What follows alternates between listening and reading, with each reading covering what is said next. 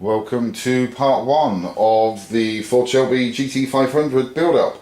It's a 1/12 scale kit by Revell, and it's of the Ford Mustang 2010 edition.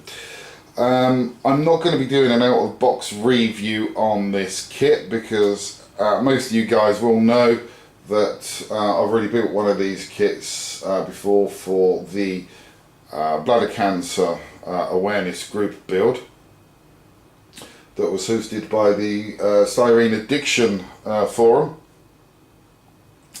So I would suggest if anybody wants to see what this kit looks like, or see all the parts of the kit, etc., then by all means please watch part one, because or part one of the bladder cancer group build, because that really is just dedicated solely to sort of like an out of the box review of the kit, which is pretty much really how I do all the kits really. Part one is always like the out of the box review for you. So as I say, I'm not going to go through the kit itself because we've already done that before. So what I'm going to do is just really kind of go through some of the stuff that I'm going to do to this. There's slightly different because the original kit that I built, we weren't allowed to do any modifications to it, etc. This kit, I can actually light it up now, so that's kind of cool. It's a kit, really, as far as I'm concerned, that does deserve to be lit up. So, one of the first things, really, is the body itself. It doesn't look as though it's in good shape, and that's really because it isn't. This is the shell from the original kit that I built. The reason why it does look like this is because I had a bad paint job on that and decided to use the body shell from this kit. So I've cleaned most of it up just by dipping it in Decals, and it's got rid of most of the paint, to be fair. But what I now need to do is sort of clean this up even more, actually, to be fair. And I just need to really kind of think about what I can do that with that's going to get rid of the rest of the grimy mess that's on it without sort of melting the plastic, because there's sort of paint build up in those kind of corners there that you can see that I was finding difficult to get to, and those sort of particular areas there as well. So I just need to get something that's not going to destroy the plastic to finish cleaning that up.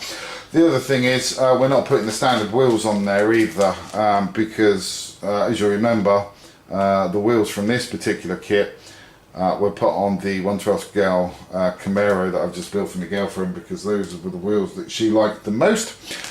So I'm putting these wheels on the Mustang. These are the 1/12 scale wheels from the Chip Foose Camaro edition, so I couldn't even begin to tell you what type of wheel they are really, of Chip Foose's, but those are the wheels that are going on there, so they should hopefully look pretty cool on the Mustang. I mean, this is kind of obviously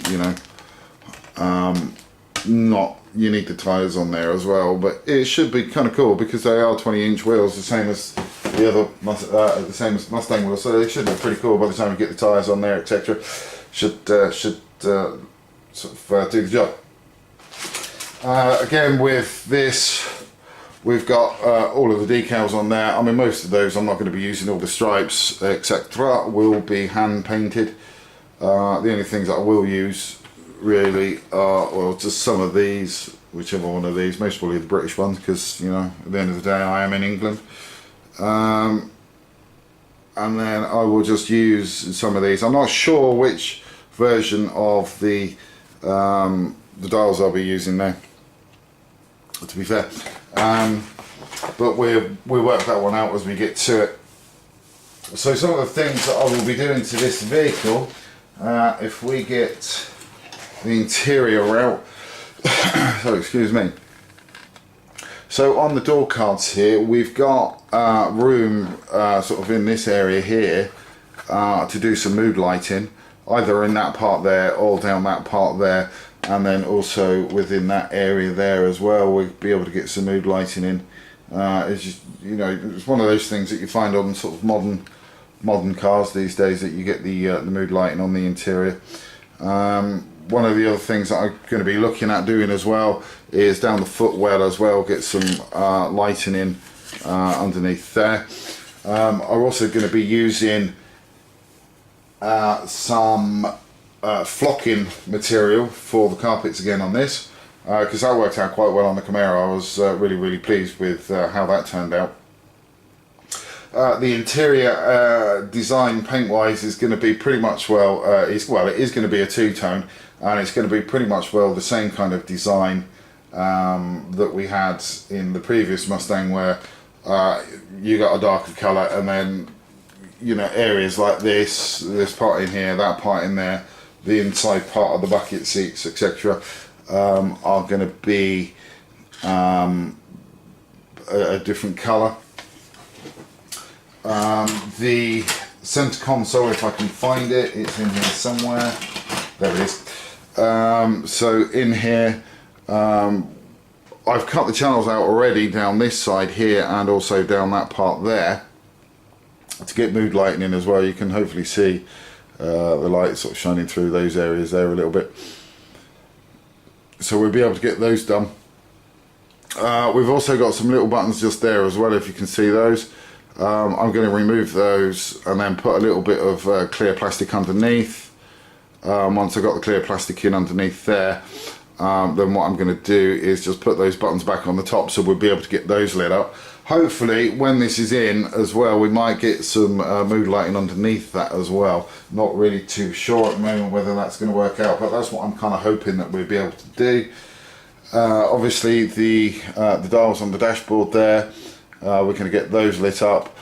This little screen here, again, I'm going to remove that bit of plastic in there, and then we're going to shove a little bit of clear plastic behind that, and then we can put the decal over the top of that.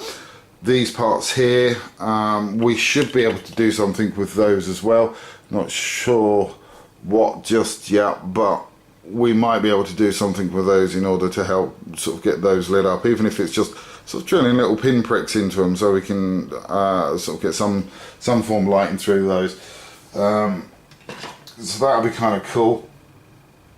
So that kind of really takes care of the main lighting. As I say, interior two-tone, flocking. I'm not sure whether I will be able to, but if I can, I'll see if I can get some 1/12 scale seat belts material for those as well. Hopefully I will be able to somewhere, not quite sure where yet, but we'll soon see if we can.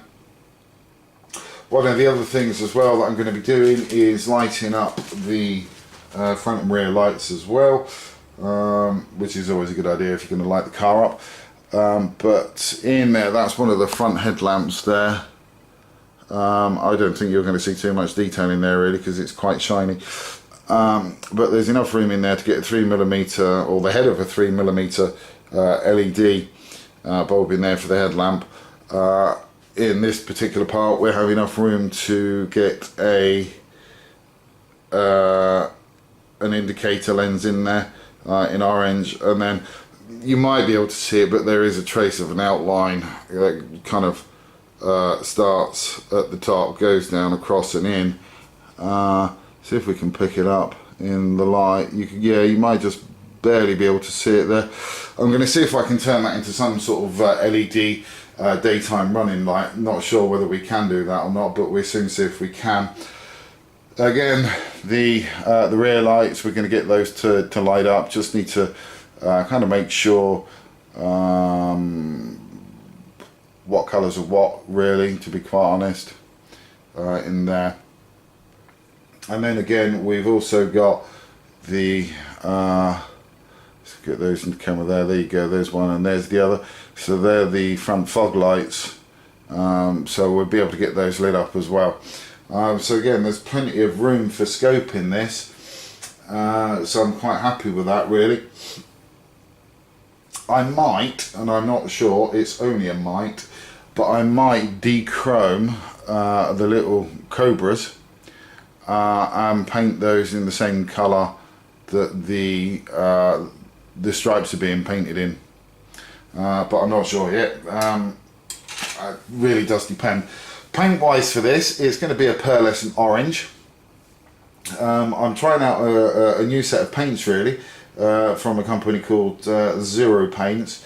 I've been talking to a chap called Mark on YouTube really in regards to those paints. He's used them a number of times and he likes them. He says they're pretty fantastic. And there's also, and I don't know his name, so apologies, but there's a guy that runs the scale modelling channel, and he pretty much will exclusively uses the Zero paints as well to paint the bodies of the cars. So I've kind of gone all out really on that, and so I've bought the pearlescent orange. I've also bought the primer for it as well, and I've also brought the 2K clear lacquer as well for the vehicle. One of the other things that I'm going to be doing for the stripes is I'm going to do those slightly differently as to how I've done them on. And obviously on the first GT that I did they were gold, on the Camaro they were light gunmetal grey. On this one I am going to be using the pearlescent orange for the stripes, but what I'm going to do is just add a little bit of pearlescent white in there, just to bring the tone down slightly, so they're kind of almost like a ghost stripe rather than a full-on in-your-face sort of see-it stripe. And again, as I've done with the previous GT500 and also the Camaro, the engine will be done in the same colour as the stripes, practically the same as the disc brakes as well. All the stripes down sorry, I put my teeth back in again. The stripes down the side, they'll be done in the same colour. You know, so all of those little contrasting bits like the wing mirrors as well, they'll be done in the same colour. So I'm kind of thinking as well, maybe doing the Cobra badges in those colours rather than having them in chrome as well, but not quite sure about that at the moment. As I say, I just want to kind of make the stripes kind of more subtle on this one, more than sort of like being sort of in your face and really being noticeable. I'd just rather try and keep them sort of subtle really. I'd like it to be that when you look at it you go, oh man, yeah, cool, look, it has got stripes, but you know, you kind of have to pay a little bit of attention to the kit to be able to see those stripes. So that's kind of about it really. I mean, as I say, the first job for me really is to try and find something to get that body cleaned with, and once I've got that body cleaned up I can get that painted. As I say, for me, painting the body is the first major step really, because I want that to cure properly, and once that's done I can then sort of turn my attention to the interior of the vehicle, and then work on the chassis. One of the other good things about this kit is as well, which I didn't do on the last one, but the suspension on this can be lowered as well. I think you can lob off about 2mm from the suspension on this particular kit, which is pretty good. So that's what I'm going to do on this kit, is I'm just going to get this sat down, give it a bit of a lower stance as well. So that should make it look a little bit meaner. And again with this one, I think it's going to be done by battery, and I'll have that battery in the petrol tank or the gas tank, depending where you're coming from. So I think that's about it really, guys. Otherwise I'm just going to sit here and ramble on. Most probably too late on that side. Anyway, thanks for watching, and please do take care, and I will catch up with you in part 2, where hopefully we've managed to get some work done to the body.